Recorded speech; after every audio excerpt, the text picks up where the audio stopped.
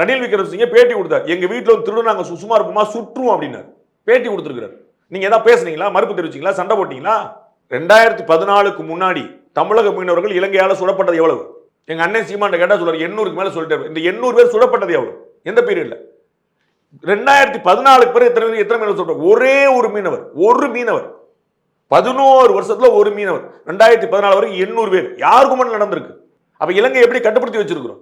மரண தண்டனை விதிக்கப்பட்ட இந்திய தமிழக 5 பேர் அப்படியே கொத்தா தூக்கிட்டு வந்து வீட்டுல விட்டோம். ஒருத்தருக்கு எப்படிங்க மன்னிப்பு கொடுக்கப்படும்?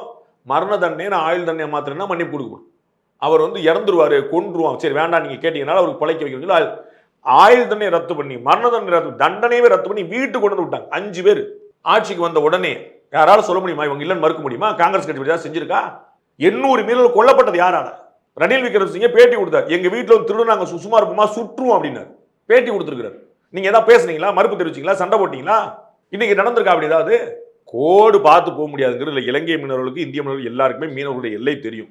நாம வந்து இங்க பாடுக்கு மீன் கிடைக்கலங்கிறதுக்காக போறோம். அது வந்து அவங்களுக்கு எல்லாம் மீனவர்கள்லாம் தெரியும். அவங்க கிழக்கு மேற்கு தெரியாம வீடு எங்க இருக்கு தெரியாம வருவாங்களா? மீனவர்களுக்கு கிழக்கு மேற்கு தெற்கு வடக்கு ஆழம் அகலம் எல்லாமே தெரியும். அவங்க வந்து போறாங்க, அவங்க வந்து மாட்டிக்கிறாங்க, பிரச்சனை பண்றாங்க, அவர் வந்து பிடிக்கிறாங்க. நம்ம என்ன பண்ணியிருக்கோம்? இதற்கு முன்னாடி அடிப்பாங்க கொல்லுவாங்கன்றதை பண்ண முடியாது. நீ வந்து நீதிமன்ற நடவடிக்கை எடுத்து நீ அரெஸ்ட் பண்ணு, ஜெயிலில் வை, நாங்க வந்து ரிமாண்ட்ல இருந்து பெயில் எடுத்து வரோம், நாங்க வீட்டுக்கு கொண்டு இவ்வளவுதான் நம்ம இதுதான் பிரார்த்தனை நடந்தது. அதற்கு முன்னாடி என்ன நடந்துச்சு? அடியும் கொல்லும் குத்துமா நடந்துச்சு. எவ்வளவு விதவைகள் அந்த பக்கத்துல தான். இன்னைக்கு அந்த பிரச்சனை இருக்குதா? 11 வருஷமா ஒரு மரணம் தான். இது வந்து ஒரு முக்கியமான கவனத்துக்கு இருக்கக்கூடிய விஷயம் இல்லையா? 800 பேர் இறந்ததுங்க, ஒருத்தர் இருந்தாங்க. ரேஷியோ பக்கத்துல இருக்குதா? சோ இந்த ஒரு சேஞ்ச் பண்ண மோடி அவர்களுக்கு ஏன் வந்து கச்சத்தீவை மீட்டெடுக்க முடியல? அதை நாங்க பார்த்துடுவோம், நீங்க உங்க வேலையை பார்க்கலாம்னு மத்தவங்களுக்கு சொல்லுங்க.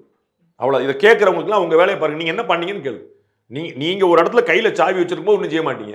சாவி கை மாறி விட்டோடனே ஓகம் அப்ப நீங்க என்ன செய்ய கேட்பாங்கல்ல? நான் ஏற்கனவே பதில் சொன்னேன்ல. இத்தனை வருஷமா நீங்க ஆட்சியில் இருந்தீங்க. சுதந்திர இந்தியால இருந்து முதல்ல நீங்க ஆட்சியில் உட்கார்ந்தீங்க. என்ன பண்ணீங்க? எடுத்து கொடுத்துட்டு நீங்க. அப்ப நீங்க ஆட்சியில் இருந்த திமுக காங்கிரஸும் கூட்டணி அமைச்சரவை வச்சிருந்தவங்க என்ன பண்ணீங்க? அப்ப நீங்க எப்படி நீங்க பிஜேபி பார்த்து கேட்பீங்க?